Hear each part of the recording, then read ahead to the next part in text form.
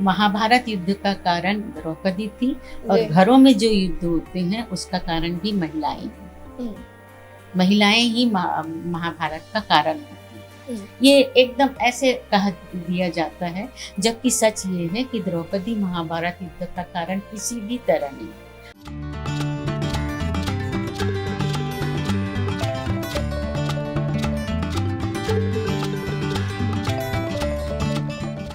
नमस्कार। Youth wings के खास कार्यक्रम में आप सभी का बहुत बहुत स्वागत है। वैसे तो कार्यक्रम के माध्यम से हम हर बार आपको नई शख्सियतों से मिलाते हैं, उनकी जर्नी बताते हैं, खास विभूतियों से मिलाते हैं। मार्च का महीना चल रहा है, 8 मार्च अंतर्राष्ट्रीय महिला दिवस। तो इसी कड़ी में हम एक ऐसी खास शख्सियत के पास पहुंचे हैं जिन्होंने 70 की दशक से अब तक ना जाने आपके लिए और हमारे जैसे लोगों के लिए कितनी ही किताबें लिखी है, अपना समाज में अमूल्य योगदान दिया है। तो आज हमारे साथ इस चर्चा में मौजूद हैं जानी मानी लेखिका, देश में ही नहीं विदेशों में भी जिनकी किताबें बहुत पढ़ी जाती है, जो माइथोलॉजी और फिलॉसफी जैसे बहुत रोचक विषयों पर लिखती हैं, डॉक्टर शोभा निगम। तो डॉक्टर साहिबा बहुत बहुत स्वागत है आपका। नमस्कार। नमस्कार। तो चूंकि आपका विषय ही है फिलॉसफी और माइथोलॉजी, उस जमाने से लिख रही हैं आप जब से शायद समाज की दिशा थोड़ी, अगर हम आज अपने आप को 21वीं सदी में पाते हैं तो वो 20वीं सदी का वो दौर था जब समाज बदल रहा था। तो आप तब से लिख रही हैं। अभी तक शायद आपने 18 कुछ किताबें, और मैं अगर कहूँ तो ये मैं कम कह रही हूँ, उससे कहीं ज्यादा किताबें और लेख आप लिख चुकी हैं। तो कैसी रही ये जर्नी, शुरुआत कैसे हो गई? देखिए, मैं 73 में छत्तीसगढ़ कॉलेज में फिलोसफी की प्रोफेसर बनी जी। और जब मैं पढ़ाती थी फिलोसफी स्टूडेंट्स को, हाँ। तो हिंदी में किताबें नहीं मिलती थी जी। बहुत दिक्कत होती थी, हमें भी समझने में कठिनाई जाती थी। तो मैंने अपने समझने के लिए इंग्लिश की जो किताबें पढ़ के उसके नोट्स बनाने शुरू करे। ओके। तो पहले तो मैंने इसी आधार पे बच्चों को पढ़ाया। जी। फिर जब स्टूडेंट्स को बहुत पसंद आने लगे, बहुत सरलता से वो पास होने लगे, तो मुझे लगा कि इन्हें पुस्तक के रूप में प्रकाशित करना। तो 77 में ही मेरी पहली किताब छप गई थी फिलोसफी पर, जी। पाश्चात्य दर्शन के संप्रदाय। हाँ। तो उसके बाद मैं लगातार 77 के बाद लगातार मेरा एक नई किताबें 2-3 साल के अंतर में आती रही। जी। तो ज्यादातर फिलोसफी की किताबें ही मैंने प्रारंभ में लिखी। हाँ। फिर पीएचडी मैंने अध्यात्म रामायण। अच्छा। तो इस तरह रामायण की ओर भी मेरा झुकाव बढ़ते गया, माइथोलॉजी। जी। तो इस तरह दर्शन और माइथोलॉजी मिलते गए। तो मेरा जो अब आपसे सवाल रहेगा वो यही है, क्योंकि एक जो आपका ये एक तो विषय है फिलॉसफी, दर्शन शास्त्र, ये कहीं ना कहीं वो प्रक्रिया है जो समाज को आगे चल के दिशा देती है। तो तब का दौर जब आपने लिखना चालू किया था और अब का दौर जब आप उन्हीं लिखे हुए को बहुत सारे बच्चे पढ़ते हैं, बट अब लेखनी भी बदल रही है, तो क्या एक सामाजिक तौर पे आप क्या परिवर्तन महसूस करती हैं? परिवर्तन तो बहुत ज्यादा हो चुका है। जी। आधी शताब्दी समझिए मेरी जर्नी हो रही है करीब करीब। तो जब मैंने लिखना शुरू किया था उस समय फिलोसफी था, पर मैंने स्टोरीज भी लिखना शुरू कर दिया था साथ साथ में। तो धर्मी, साप्ताहिक हिंदुस्तान, कादम्बरी आदि में छपती थी उस दौर में। तो उस समय के अनुसार जो कथा की पृष्ठभूमि होती है वो भी बदलती है। हाँ। तो उस समय जो समाज था हाँ। और आज का जो समाज है उसमें एक तरह से हम कह सकते जमीन आसमान का अंतर। हमारे समय में जो यंग एज थी, उस समय जो भावनाएं थी, खासकर प्रेम की भावनाएं हों या परिवार में भावनाएं हों, वो आज काफी कुछ बदल चुकी। तो दार्शनिक दृष्टिकोण से भी हमने इस पर विचार किया, सामाजिक दृष्टिकोण से भी और साहित्यिक दृष्टिकोण से जी। ये परिवर्तन लगातार चल रहा है। तो अब जब हम बात करते हैं परिवर्तन की ही, हम इसमें अगली कड़ी में परिवर्तन की ही जब हम बात करें, तो बतौर महिला आप लगभग 72 की हैं। तो आज जब हम देखते हैं बहुत सारे एंटरप्रेन्योर्स हैं, बहुत सारी महिला उद्यमी हैं, हर क्षेत्र में महिलाएं आगे आके काम कर रही, तो जो आपका वाला समय था तो वो समय था जब पूरी पीढ़ी बदल रही थी। महिलाओं के लिए कुछ पाबंदियां थी, महिलाओं को कुछ छूट थी, महिलाओं को घर परिवार की अलग जिम्मेदारियां थी। उस दौर से आप आती हैं और आपने उस दौर में लिखना चालू किया और आज एक अलग मुकाम है। तो ये सब कैसे पॉसिबल हुआ कि आपने आपकी जर्नी में उस पे आ रही हूँ वापस से सवाल पे, मेरे पहले सवाल पे, कि आपकी जो ये बतौर लेखनी वाली जो जर्नी थी, दार्शनिक वाला जो है, ये कैसे संभव हुआ? देखिए, अगर हम आँख खोल के चलेंगे, हाँ, है ना, आँख कान अपने खुले रखेंगे, हाँ, तो समाज में परिवर्तन जो है वो बराबर दिखते रहता जी, है ना, महसूस भी हम कर सकते हैं, और उसको हम लिखनी में बद्ध भी कर सकते हैं जी। और वो देखते हुए सबको अपने चारों ओर बराबर, क्योंकि कहानी कोई आसमान से नहीं टपकती जी, है ना। एक तो कहानियां होती जो पौराणिक कथा के आधार पे, और दूसरी जो सामाजिक होती है उसमें महिलाएं तो खासकर घर द्वार और समाज में जो भावनाएं बदलती जा रही है, इसके ऊपर केंद्रित होकर, मतलब मैंने तो इस पर ही ज्यादा लिखा है। तो वो परिवर्तन तो मैंने अपने एज में और आज के एज में जो चल रहा है उसको बराबर देखा है और उसके ऊपर लेखनी भी चलाई है जी। तो ये क्या आपके लिए कितना मुश्किल था ये सब? बहुत मुश्किल नहीं, बहुत मुश्किल नहीं, क्योंकि वही मैंने कहा ना कि जब हम अपने चारों ओर देखते हैं, संभलते, दर्शन का मतलब ही होता है देखना जी, है ना? पर दर्शन में और सामान्य देखने में क्या अंतर होता है? मुख्य अंतर ये होता है कि दर्शन में सामान्यतः हमारी जो दृष्टि होती है वो उथली होती है, पर दर्शन में हम गहराई से सत्य को देखते हैं। जो कुछ दिख रहा है उसके पीछे एक सत्य छिपा होता है। तो फर्क यही होता है कि हम गहराई से देखते हैं कि समाज में जो हो रहा है उसके पीछे कुछ कारण है, कुछ रीजन है। ये नहीं कि अपने आप समाज उद्भूत हो रहा है। अब बहुत से लोगों का उसमें योगदान होता है, चाहे अच्छे रूप में हो चाहे बुरे रूप में। तो ये परिवर्तन तो है और उसको देखना भी चाहिए जी। समय का एक ही सत्य है कि वो हमेशा बदलते हैं, चाहे वो अच्छाई के लिए हो चाहे वो बुराई के लिए हो, लेकिन वो बदलते। और अगर हम उसके ऊपर ध्यान नहीं रखेंगे, जैसे मैं जब बहू थी और आज जो मेरी बहू, फर्क स्वाभाविक है। अब अगर मैं सोचूं कि मेरे जमाने में तो घूंघट लेके चलना पड़ता था और आज के जमाने में स्कर्ट ब्लाउज पहन के भी जा सकती हूँ, तो मैं उसको लेकर कोड़ती रहूं, है ना, मनी मन ये करती रहूं कि क्या हो गया, तो फिर वो लड़ाई की जरूरत थी। तो मैं ये अपने दर्शकों से बिल्कुल कह सकती हूँ कि जो आज की हमारे खास शख्सियत है डॉक्टर शोभा निगम जी, ये उस दौर से निकल के उन्होंने बदलते हुए मॉडर्नाइजेशन को भी उतना ही स्वीकारा है जितना शायद आपकी और मेरी जिंदगी में इसका महत्व हो। हम आज पे आते हैं आपके, तो आज आप रविंद्र पे काम कर रही हैं। आज आपने समाज को द्रौपदी और सीता दोनों के बारे में, जो कुछ कहते हैं कि सीता के साथ ये हुआ वो गलत था, कुछ आज द्रौपदी को भी गलत कहते हैं, तो ऐसे लोगों के लिए भी आपने कुछ यूट्यूब पे और कुछ आपके किताबों के माध्यम से, कुछ लेख के माध्यम से बताने की कोशिश की। क्या है ये लोगों के मन का भ्रम? देखिए, रामायण और महाभारत, ये द्रौपदी और सीता मुख्य पात्र है जी, है ना, रामायण और महाभारत जी। और बच्चा भी इनके बारे में जानता है जी। हम सब ये भी जानते हैं कि रामायण पहली जो है वो वाल्मीकि ने लिखी संस्कृत में, और महाभारत जो है व्यास के द्वारा लिखी गई, सब कोई जानते हैं। और ये हिंदुओं के धर्म ग्रंथ है, अत्यंत पूजनीय धर्म ग्रंथ है, जो हमें संस्कार देते हैं, है ना, जिनसे हम धर्म तो जानते ही है, हम संस्कारवान भी बनते हैं। पर होता क्या है कि एक लंबी यात्रा रही है इनकी, सदियां बीत गई है। 5वीं 6वीं शताब्दी ईसा पूर्व से इनकी यात्रा शुरू हो गई थी, है ना, और कंपाइल हो चुकी थी ये रामायण और महाभारत एक ही समय एक ही व्यक्ति के द्वारा नहीं लिखी गई।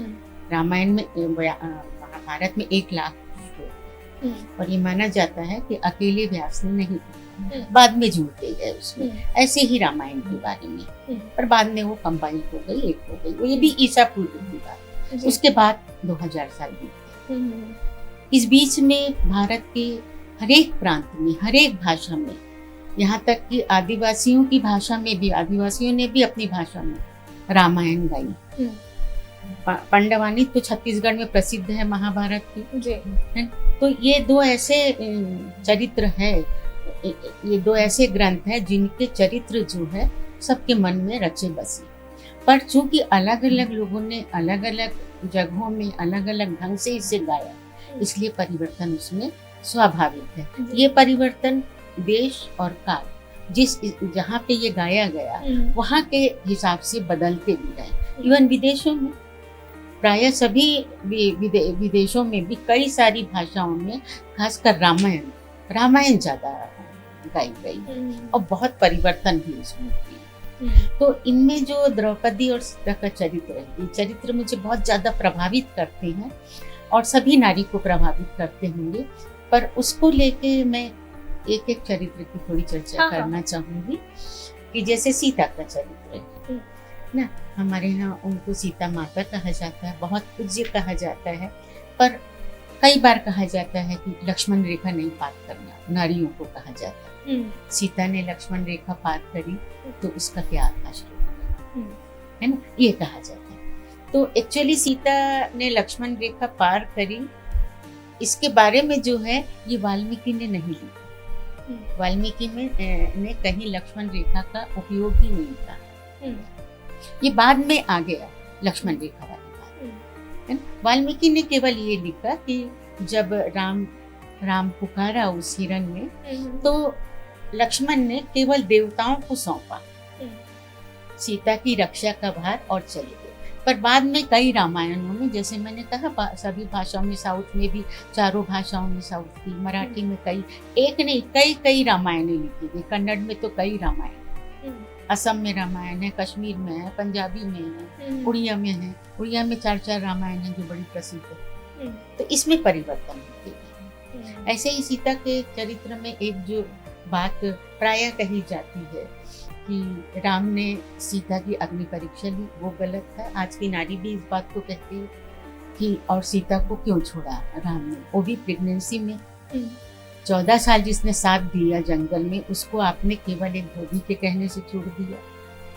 तो ये शंका प्रकट करते हैं हमारे समाज के ऊपर। मैं सोचती हूँ कि जैसे हम दूसरों के धर्म ग्रंथों में आपत्ति करते हैं, वैसे ही विदेशी भी या दूसरे धर्म के लोग भी कहते होंगे क्या इनका राम है जो कि छोड़ देता है करके। और हमारे खुद के हिंदी भाषा में कई आधुनिक कवि हुए हैं या लोग हैं जो कहते हैं राम के चरित्र में। ये कोई न्याय नहीं, पर मैं आपको ये कहना चाहूंगी कि राम ने सीता का त्याग वाल्मीकि ने नहीं करवाया। वाल्मीकि ने सीता का त्याग नहीं करवाया है।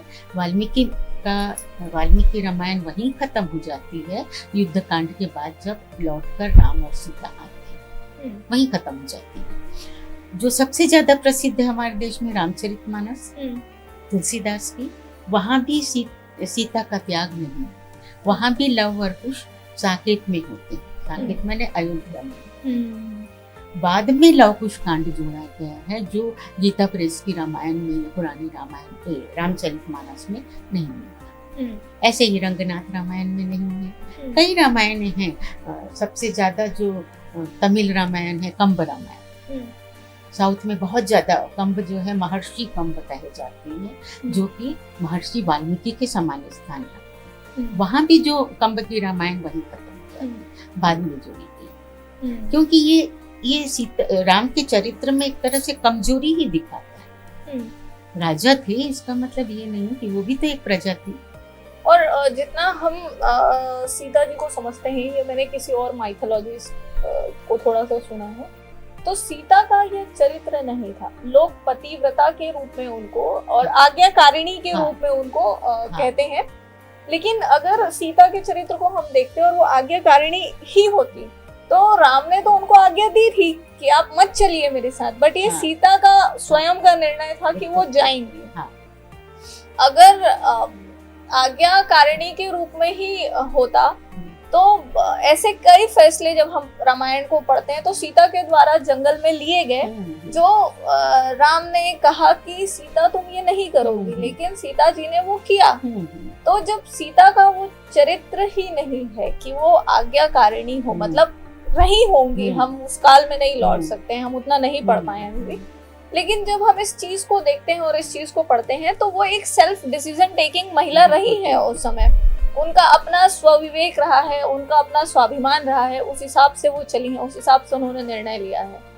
तो ये कितना संभव था कि राम जी अगर कह दें किसी की बात पे आके कि तुमने ये किया है तो अब हम तुमको वापस नहीं लेंगे। और क्या वो सीता मजबूत महिला थी या नहीं थी कि वो इस चीज को स्वीकार कर लेती और त्याग के फिर से चले जाती बिना किसी प्रश्न के।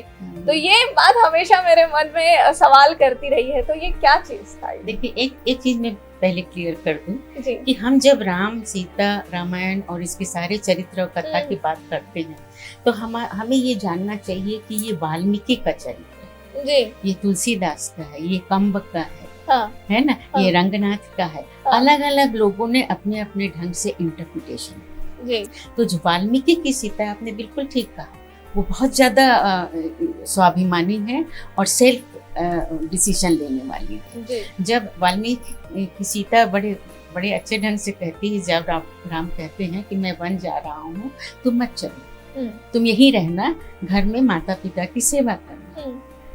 तो वो कहती ये हो ही नहीं सकता है ना, मैं तो आपके पहले जाऊंगी। मैं मेरे पिता ने क्या सोचा, यहाँ तक वो कहती है कि क्या सोचा था कि आप ऐसे कापुरुष के समान हैं जो मुझे छोड़ के अपनी पत्नी को छोड़ के चले जाएंगे। यानी इतना कठोर शब्दों में वो कहती है कि मैं तो जाऊंगी ही, मैं चलूंगी आपके साथ में। वो फिर कहते हैं कि वन में दुख होंगे, कांटे होंगे, कंकड़ होंगे, सब तरह के पशु होंगे। कहती कोई बात नहीं, मेरे में कमी नहीं है किसी बात की, मैं सबको सह सकती हूँ। इवन और देखिए, एक रामायण में बड़ा अच्छा है, जब रावण उसको लेके जाता है तो सामान्यतः रामायणों में या हमें जो टीवी में हम देखते हैं तो उसमें वो रोती धोती है, रावण के यहाँ बड़े उससे रहती कि मैं कहाँ आ गई हूँ और इसके। पर जगन्नाथ रामायण है, उसमें सीता जो है अग्नि शिखा के समान। अच्छा। जब रावण उसके पास प्रस्ताव लेके पहुंचता है तो वो इतना भड़कती है कि उसके शरीर से आग निकलती है और रावण भागते जाता है कि ये मेरे को जला देगी, इतना बोलता है। तो ये सीता का असली चरित्र रहा है। वाल्मीकि रामायण में सीता जो है बिल्कुल दबी कुचली बिल्कुल नहीं है कि वो डर जाए किसी से, वो बिल्कुल नहीं डरती है, निडरता पूर्वक है। वो स्वर्ण मृग की लालसा जो करती है, उसको भी लेके कहा जाता है कि स्त्रियों का आभूषणों का बड़ा शौक होता है, सोने का, सोने के चक्कर में सीता मारी गई। अरे वो हिरण सुनहला था, सोने का नहीं था, सोने का होता तो भागता कैसे, है ना, वो सोने का नहीं था। उसका कलर इतना खूबसूरत था कि वो ये बोलती है वाल्मीकि रामायण में कि मुझे ये ला दीजिए, मैं अपना यहाँ मनोरंजन करूंगी और जब मैं यहाँ से जाएंगे हम लोग लौट के तो मैं इसे भरत को दूंगी। ये कितनी सुंदर बात है कि मैं भरत को भेंट करूंगी। वो अपने लिए नहीं चाहिए। नहीं, मुझे अपने लिए नहीं चाहिए, मुझे तो भरत को देना है इसको। और जब रहेगा तो कितना वो सुंदर रहेगा। असमिया रामायण में तो इतना खूबसूरत उस हिरण का वर्णन है कि वो जब दौड़ता है तो उसकी सुनहली आभा से पूरा आकाश सुनहला हो जाता है। अच्छा, बहुत ही सुंदर वर्णन। जब कूदता है तो पूरी चांदी और सोने की ऐसा लगता है कि धरती हो गई है। तो उससे अट्रैक्शन स्वाभाविक था। तो ये जो हर बार हम शायद उस दौर में आए हैं जब समाज में बहुत बार इस चीज का एग्जाम्पल दिया जाता है कि लड़कियों को सीता जैसी होना चाहिए, कर्तव्यवान बस और आज्ञाकारी। तो कर्तव्य तो उनका उनके घर के प्रति भी था, कर्तव्य उनका उनके पति के प्रति भी था, कर्तव्य उनका उनके उस समाज के प्रति भी था जहां से वो आती थी।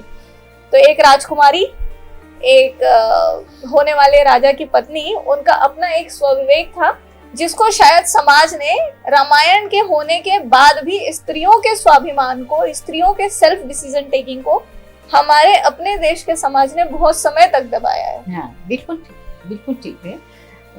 हम जो प्रचलित रहा है वो ऐसा ही है, दबाया गया। पर जैसे असमिया रामायण इतनी तेज है, वहाँ की सीता बहुत तेज है। जब राम दोबारा उसको बुलवाते हैं, है ना, तो वो इतना बहस करती है सभा में वाल्मीकि के संग आती जरूर है, पर कहती है कि अब आप क्यों मुझे बुला रहे हैं? जब आपने मुझे एक बार एक जो उसका जो वर्षन है कि मैं बिल्कुल नहीं रहूंगी आपके साथ, जब आपने एक बार मुझे छोड़ा तो आप क्या सोच के सोचते हैं कि मैं आपके पास आ जाऊंगी वापस?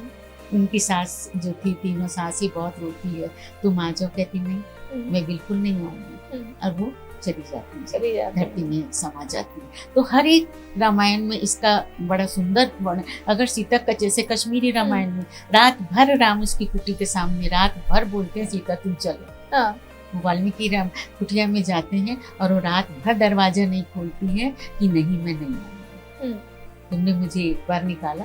तो ये उसका स्वाभिमान था जिसे अलग अलग भाषाओं में अलग अलग ढंग से गाया गया। लेकिन हमारा यही समाज है जो पिछले कुछ 100 सालों में उस सीता को परिवर्तित करके एक ऐसी सीता को ले आया जो शायद वो सीता है ही नहीं। अगर हमारे समाज की नायिका सीता होती तो मुझे ये लगता है कि ये जो 21वीं सदी की नारी है ये कब की आ चुकी होती।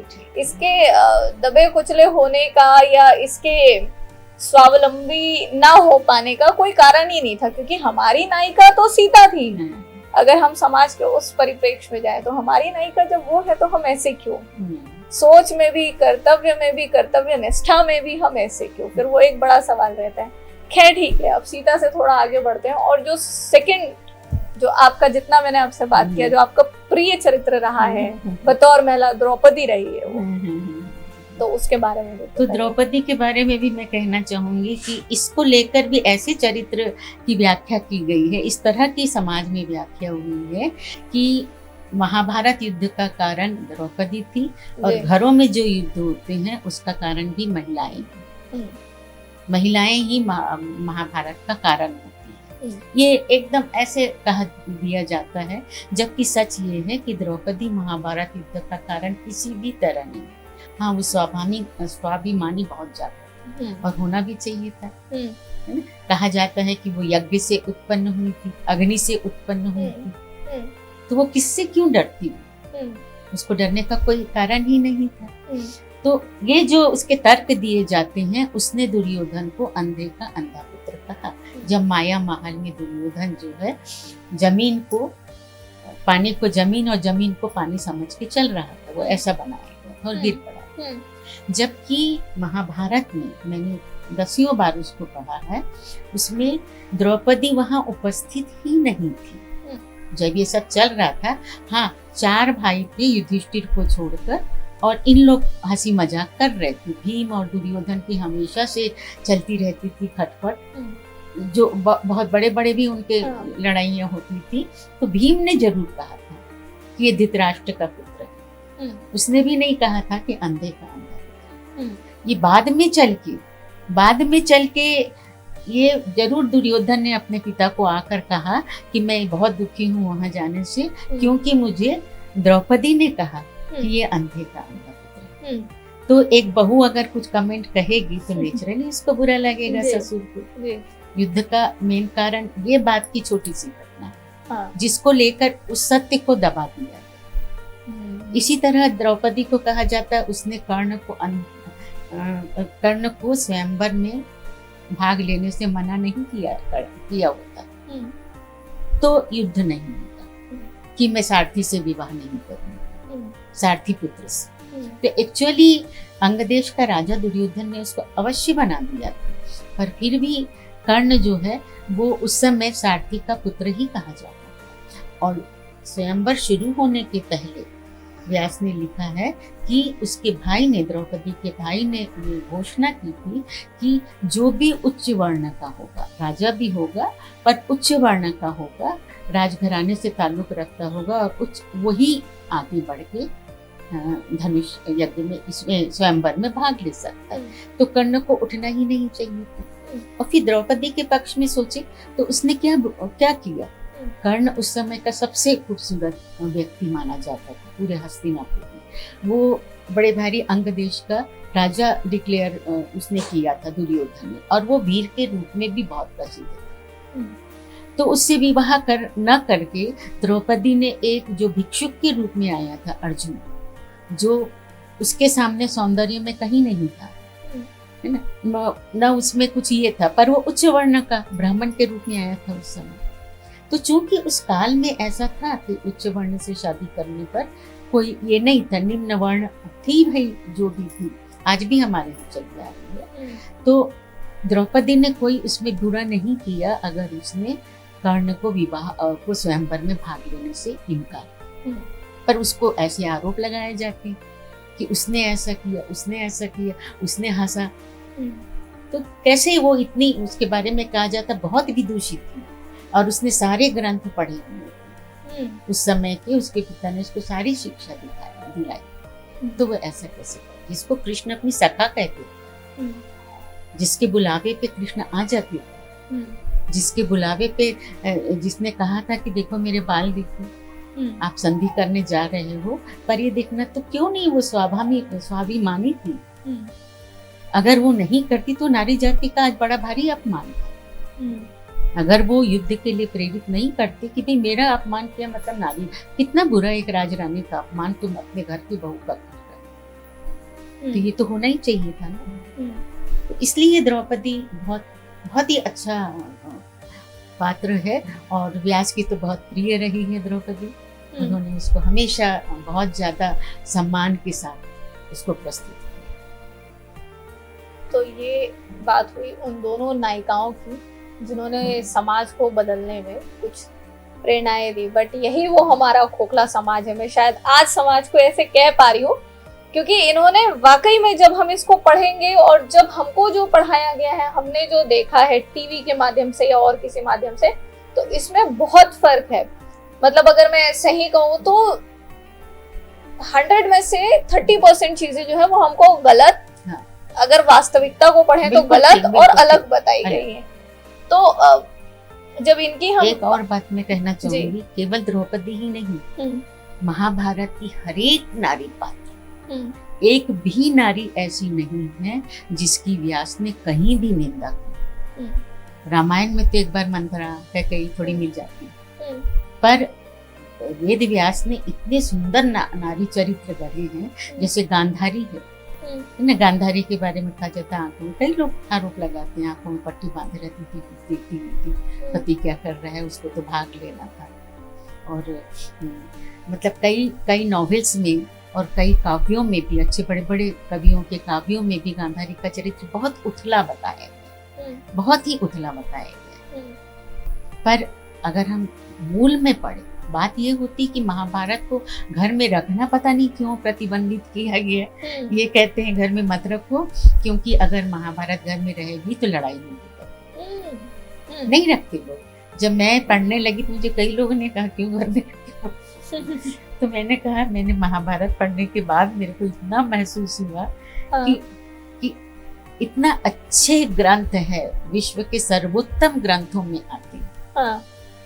इतना 1 लाख श्लोक है उसमें और इतने चरित्र, सारे चरित्र इतने सुंदर ढंग से, एक धर्म का पक्ष है, एक अधर्म का पक्ष। हम ये नहीं देखते कि अगर धर्म अधर्म का नहीं होता तो हम उसे धर्म ग्रंथ क्यों कहते, सदियों से क्यों कहते। तो सुंदर चरित्र है, इसको जरूर पढ़ना चाहिए सर। ये शायद वही रीजन रहा होगा कि नारियों को कहीं ना कहीं दबाने के चक्कर में हम अपने ही धर्म ग्रंथों से दूर होते चले गए। हम अपने ही प्रिय पात्र जो हो सकते थे उनको अपात्र घोषित करने के चक्कर में हमने समाज को अपने ही पिछड़ेपन का महसूस करा दिया, उसको वहां पहुंचा दिया। यानी नारी को दबाने के लिए मैं तो ये कहूंगी कि वो दबके रहे, चाहे कोई भी कारण हो, वो दबके रहे। इसके कारण उसको ऐसा चित्रित मतलब बतलाया गया। असली हम नहीं जानते, जो उन्होंने, हमें तो उसको सत्य मानना चाहिए ना, जो मूल लिखा गया है। तो वो बहुत सुंदर है, इसको सबको पढ़ना चाहिए, मूल वाल्मीकि रामायण और मूल महाभारत। सत्य से हम बहुत कोसों दूर हैं अभी इस मामले में। तो जब हम वापस आते हैं आप पे और डॉक्टर शोभा निगम से बात करते हैं, तो इनका क्या विचार रहता है, ये क्या कहेंगी आगे आने वाले जनरेशन से जो लिखना चाहती हैं?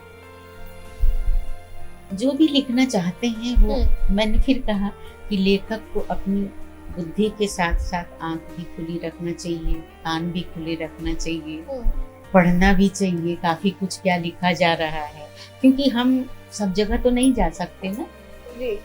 हम बुक्स के माध्यम से ही जान सकते हैं कि दुनिया में क्या हो रहा है। अब तो पूरी दुनिया एक देश हो गया है, गांव कह लीजिए वैसा हो गया है। तो हमें अपने को पूरी तरह खुला रखना चाहिए। जब हम खुला रखेंगे अपने आप को, तभी सारी जगह की सारी चीजों को ग्रहण कर सकेंगे। और सत्य एक नहीं होता है ना, उसके कई रूप होते हैं और समय के अनुसार सत्य में भी थोड़ा थोड़ा परिवर्तन होते रहता है। तो हमें उसको भी स्वीकार करना चाहिए, उसको देखते हुए चरित्र भी गढ़ना चाहिए। आज जो चरित्र है, आज जो नारी है आगे बढ़ रही है, तो उसमें कुछ बहुत अच्छाइयाँ हैं, बहुत अच्छाइयाँ हैं, और कुछ कहीं कहीं हम देखते हैं कमजोरी भी है। जैसे आपने शुरू में कहा धन के पीछे, है ना, जब वो अपना फ्यूचर सेटल करना चाहती है, तो मैंने देखा है कि प्रेम की तुलना में धन, परिवार, इसकी ओर ज्यादा ध्यान देती है। पर प्रेम एक ऐसी चीज है जो बड़े मुश्किल से मिलती, और एक बार मिलती है तो उसको ऐसा नहीं कि बिल्कुल ही आंख मूंद के स्वीकार कर ले। ये भी हो रहा है, ये भी हो रहा है।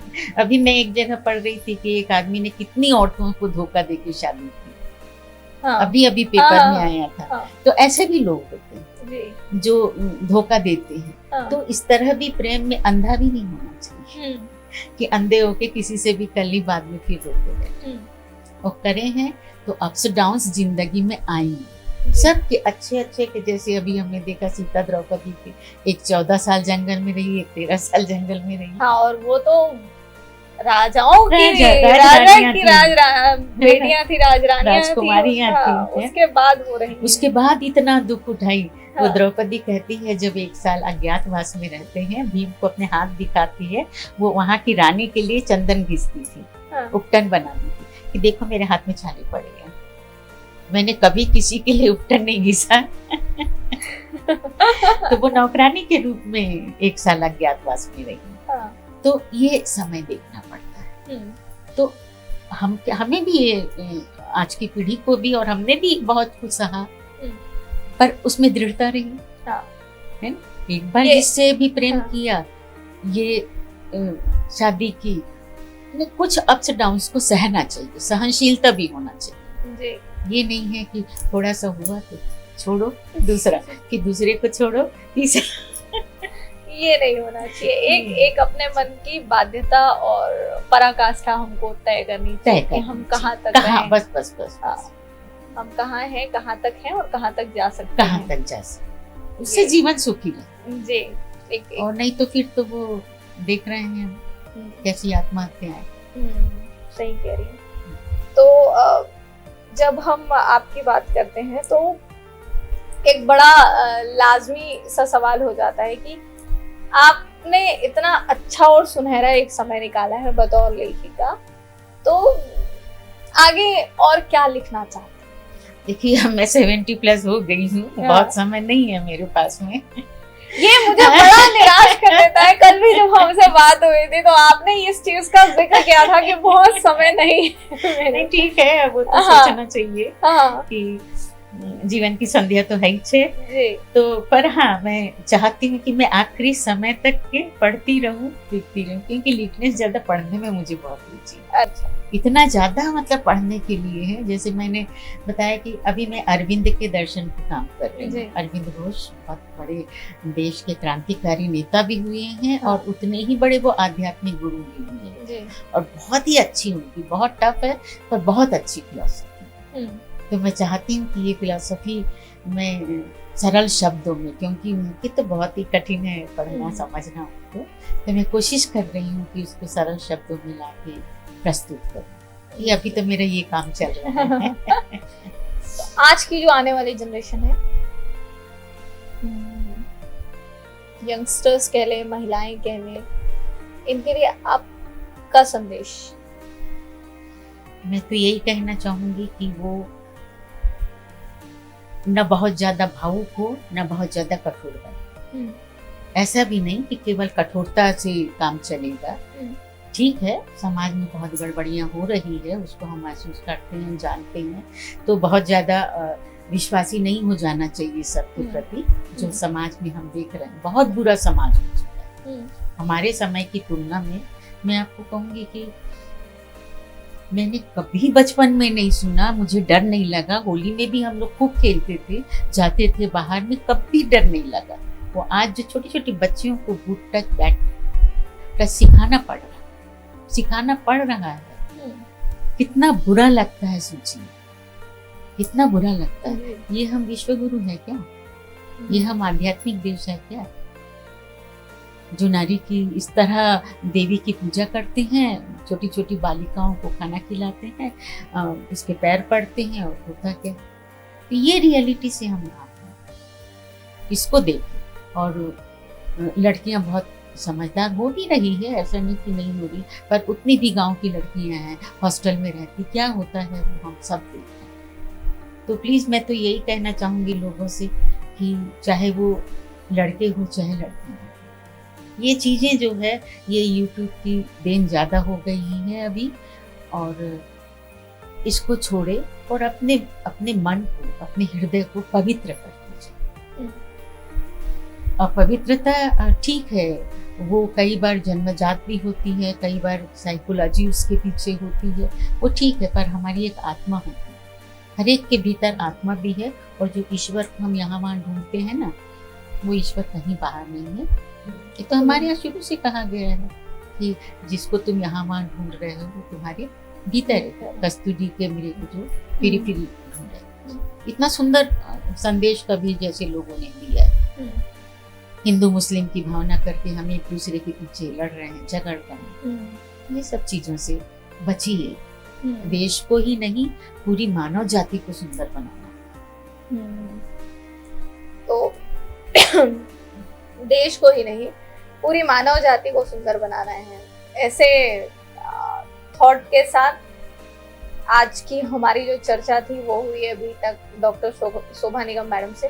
तो आपका बहुमूल्य आपने समय दिया, उसके लिए तो सबसे पहले थैंक यू सो मच। आपके विचार हमारे लिए बहुत प्रेरक रहे, जिस तरह से आप समाज को एक दिशा देना चाह रही हैं और जिस तरह से आपने धर्म को समझाने की कोशिश की, ये सच में बहुत कारगर सिद्ध हुआ आगे आने वाले समय में। तो आपको भी बहुत बहुत धन्यवाद, और बहुमूल्य समय मेरा आपने बना दिया है। ये जो समय है ये बहुमूल्य मेरा इसलिए हो गया अभी का, क्योंकि मैं कुछ ऐसी बातें कह पाई जो शायद दूसरों तक भी पहुंचेगी, लोग उसे सुनेंगे तो शायद कुछ प्रेरणा भी मिले उससे, इसलिए ये समय बहुमूल्य कर दिया मेरा। बहुत बहुत धन्यवाद। तो आप भी वास्तविकता से जुड़िए। जिन किताबों की, जिन ग्रंथों की बातें हम शायद टीवी के माध्यम से जानते हैं या अपनी स्कूल टेक्स्ट बुक में जानते हैं, उससे निकलिए और उनकी वास्तविकता जानिए, उनको खुद पढ़िए, और फिर आप जो आज हैं और जो आप बेहतर हो सकते हैं उसको और एक्सप्लोर करने की कोशिश कीजिए। तो इन्हीं विचारों के साथ हमें दीजिए इजाजत। अगले अंक में फिर किसी खास शख्सियत के साथ आप सभी के सामने होंगे। तब तक के लिए हमें दीजिए इजाजत। नमस्कार।